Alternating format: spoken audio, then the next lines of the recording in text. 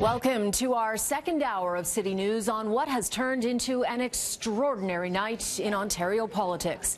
Patrick Brown is fighting for his political life, entering the race for the job he lost after allegations of sexual misconduct. It is an unprecedented political drama that keeps taking more and more bizarre turns. Here is the former PC leader going into the PC headquarters on Adelaide just 2 hours before the 5 o'clock deadline to put his name in the race for the very job he lost 3 weeks ago. This on the very day the interim PC leader, Vic Fideli, who took over for Brown after the allegations broke, announced he was kicking Brown out of the caucus. And it also comes just one day after Patrick Brown announced he was suing CTV, the network that first aired the story. Yesterday, Brown also stated he never actually approved the resignation letter that the party put on its website the night he held his final news conference, announcing that he was fighting the accusations that were being made. Although Brown did say he helped draft the letter. Here's what he told the media crush at PCP party headquarters moments after signing the papers. I'm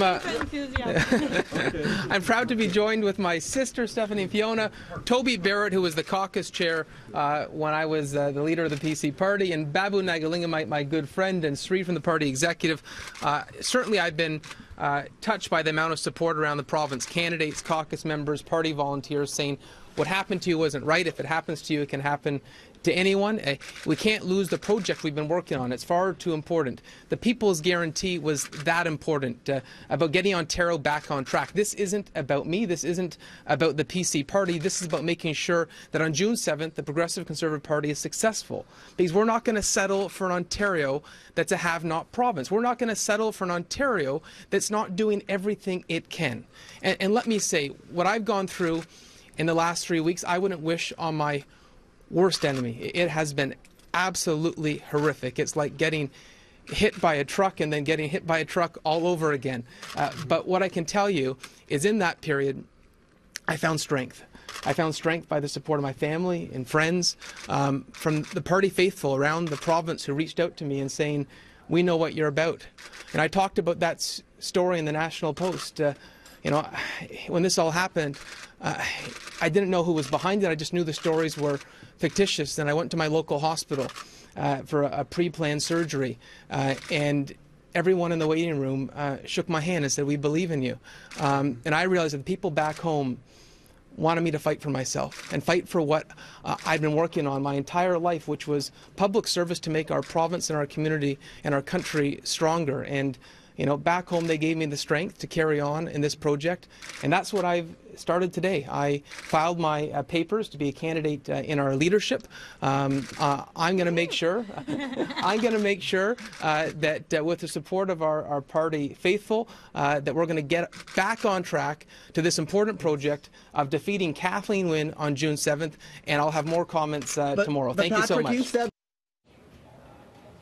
It is a stunning piece of political theater. To get to the bottom of the implications, we spoke with longtime PC party member John McTishan, who says he spoke with Brown leading up to his decision today. I've talked to Patrick for the first time 3 times in the last 24 hours, once last night and twice today. And there's a difference when you're out talking to people saying, I'm thinking about running for, what do you think? And what do you think I should do? And I had that conversation with him last night, and I had that conversation with him around, I can't remember exactly, either 12 o'clock or 1 o'clock this afternoon, where I absolutely believe he was weighing what was the right decision for him to move forward. Let's be clear, the simple, easy path for Patrick is to have said to all the candidates, I hear you need a letter from me resigning. And frankly, Vic Fideli, when that came up yesterday, should have said, you know what? You're right. We don't have a letter. We're going to send one over to Patrick so he can sign it and everything is according to Hoyle. But they didn't do that. Now, political strategist Jim Warren also joined us within the past hour here on City News. He feels Brown's decision to join the leadership race could form a deep divide within the PC party. It's political infighting nights. It's political fratricide. It's going to be pitting one part of the party against another. It's almost an all-out civil war within the Conservatives today because there's a lot of people, the caucus predominantly, did not want Patrick Brown to be around for the next couple months as they prepare to take on Kathleen Wynne and the Liberals at Queen's Park. So the leaders responded shortly after Patrick Brown filed his papers. First out of the gate was Caroline Mulroney. A leadership election is not the place for him to try and clear his name, she wrote. She then called it a distraction and said she was disappointed. Doug Ford tweeted out next, the Ontario Progressive Party is objectively stronger without Patrick Brown. The rot that was identified by our interim leader is real and serious. Doug Ford as well called it a distraction and said Ontario deserves better. And then Christine Elliott tweeted out that with fewer than 100 days, now is a time for unity. So we don't know how many more twists and turns are coming next. We do know that midnight tonight is the end of the time that members or the leadership campaign can sign up for members. So that is the cutoff, and they desperately need to get all the members they can for the vote. We also know that the winner will be announced on March 10th.